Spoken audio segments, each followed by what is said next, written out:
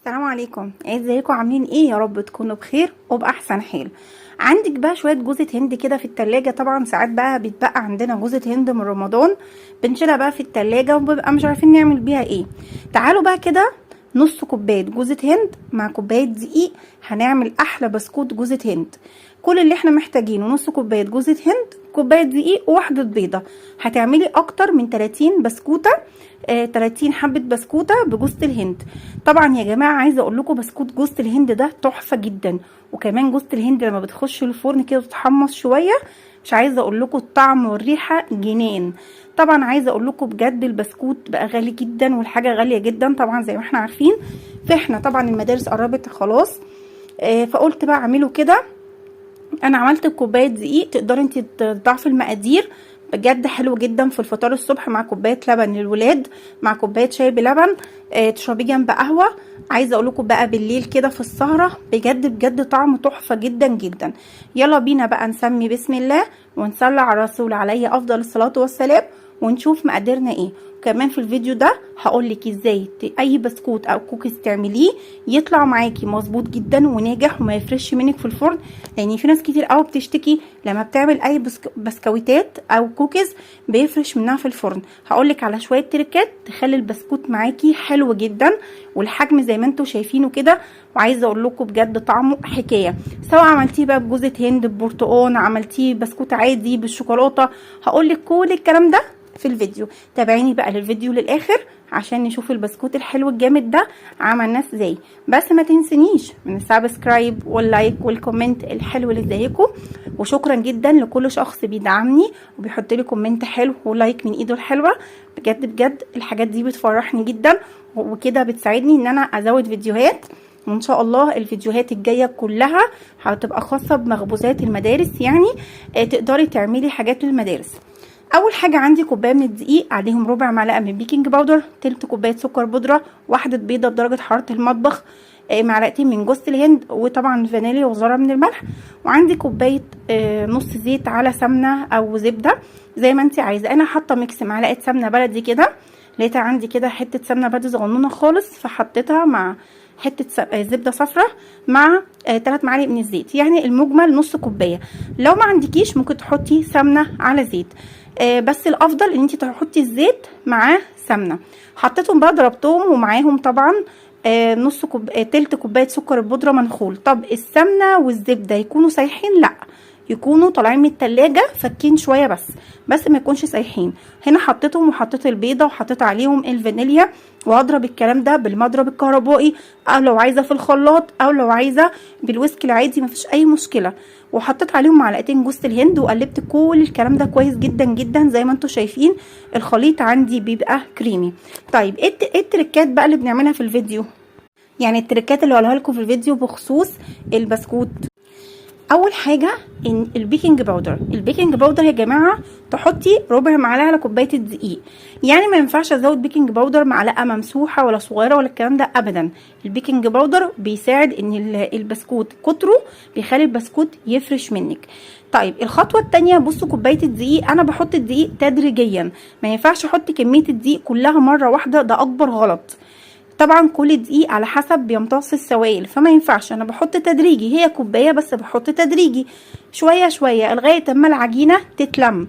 طب البسكوت لازم تلم العجينه، ما ينفعش اعجن في البسكوت. طبعا دي حاجه مهمه جدا. يبقى اول حاجه ما ينفعش احط بيكنج باودر كتير. تاني حاجه الدقيق بحطه على مراحل.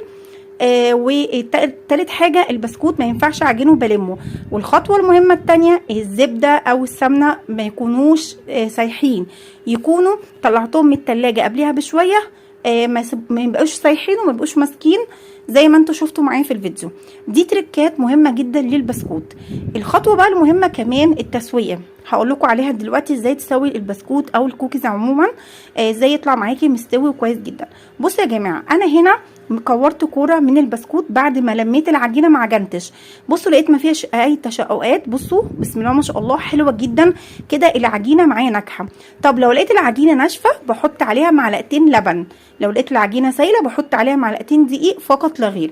هنا عندي حوالي 3 معالق كبار او 4 من الجوز الهند. هنا العجينه بقى، الخطوه المهمه برضو ان بعد ما بخلص عجينه البسكوت بحطها في التلاجة لمده 10 دقايق. تمام. انا حطيتها في التلاجة، وبعد ما خلصت جبتها كده كورتها كوره، وابدا احط كده عليها جوز الهند، وبعد كده بضغط عليها ضغطه كده بايدي التانية. تمام. وبحطها بقى كلها جوزة هند بقى، يعني كل الجوانب كده بجوز الهند، وبعد كده برصها في الصينيه. يبقى انا قلت لكم على التريكات المهمه اللي تنجح معاكي البسكوت او الكوكيز. اي بسكوت بتعمليه، اي كوكيز بتعمليها، هو دي الخطوات المهمه جدا جدا. انا عامه التسويه بتبقى عامله ازاي؟ اولا بشغل الفرن، طبعا بعد ما بشكل البسكوت بحطه برده في التلاجة حوالي 10 دقايق. الخطوه دي مهمه، بتساعد ان البسكوت ما يفرش منك. وحاجه مهمه جدا، ما كترش سكر البودره، يعني كتر السكر كتير بيخلي البسكوت يفرش منك برده. تمام. انا بس هوريكم حجم البسكوت عامل ازاي بعد ما بشكله وبعد ما بخرجه من الفرن. بيبقى الفرق حاجه بسيطه جدا، عشان انا اتبعت كل الخطوات اللي انا قلت لكم عليها. طب التسويه ازاي؟ بعد ما بدخل البسكوت، بعد ما بشكله 10 دقايق في التلاجة، ببدا اسخن الفرن عندي، فرن وشوايه. تمام. طب لو ما عندكيش شوايه مفيش مشكله، بتشغلي الفرن عادي جدا، يكون سخن جدا، بدخله على الرف الوسطاني على درجه حراره 180 لمده 10 دقايق. اول ما البسكوت يبدا ياخد لون معايا، اروح طافيه الفرن ومشغله الشوايه. تمام. لمده دقيقه او دقيقتين. طبعا تخلي بالك البسكوت، لان طبعا ممكن يتحرق، فانتي بتبقى عينك على البوتاجاز. بس البسكوت بقى لازم تدخليه الفرن، وبعد ما يستوي تخرجيه على طول وتسيبيه مكشوف، ما تحطوش في اي حاجه ولا تغطيه ولا الكلام ده خالص، عشان يبقى البسكوت مقرمش معاكي.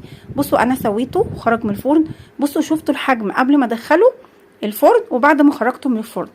حاجه بسيطه جدا، عشان طبعا احنا عندنا بيض وفي دقيق وفي بيكنج باودر، فلازم تكبر حجم البسكوته. حاجه بسيطه جدا، بس بصراحه تحفه جدا، مش عشان انا اللي عاملاه بس، فعلا حرفيا جامد جدا. طريقته بسيطه وسهله، وعايزه اقول لكم ريحته قلبت البيت لجوز الهند لما بتخشوا الفرن. مش عايزه اقول لكم سواء بتعملوا بسكوت جوز الهند او بسكوت البرتقال، عايزه اقول لكم الريحه بتقلب البيت بامانه. بصوا يا جماعه، دايما بقول دايما حاجه البيت بتبقى حلوه جدا جدا، وحاجه موفره، وحاجه انت ضمناها وعاملاها بايدك. بصوا البسكوت عامل ازاي، تحفه تحفه تحفه. ان شاء الله باذن الله الفيديوهات الجايه كلها هعملك كام فيديو كده للفطار الصبح، او حاجات لانش بوكس تاخديها للولاد، حاجات بسيطه، حاجات الافران طبعا احنا كلنا بنحبها جدا، مع كوبايه شاي بلبن بقى وكوبايه لبن الصبح. بجد بجد حاجه جامده جدا. البسكوت ده ينفع يبقى سناكس للولاد، تحطيه معاهم في لانش بوكس مع الساندوتشات، عشاء بالليل خفيف بين الوجبات الصبح. يعني بجد اعمليه، حطيه في العلبه، حطيه في التلاجة. يا رب يكون الفيديو عجبكم ونال اعجابكم، واشوفكم ان شاء الله في فيديو جديد مع اكلات ماما زوزو. وزي ما قلت لكم بقى، دعمكم بيفرق معايا كتير جدا، السبسكرايب والكومنت واللايك بيفرقوا معايا وبيفرحوني كده. بجد بجد اتمنى من ربنا كده ان فيديوهاتي تعجبكم، وان شاء الله لو اي حد محتاج اي حاجه يكتب لي في الكومنتات. اشوفكم على خير ان شاء الله. احلى سبسكرايب من ايديكم، احلى كومنت حلو من ايديكم، واشوفكم على خير باذن الله. السلام عليكم.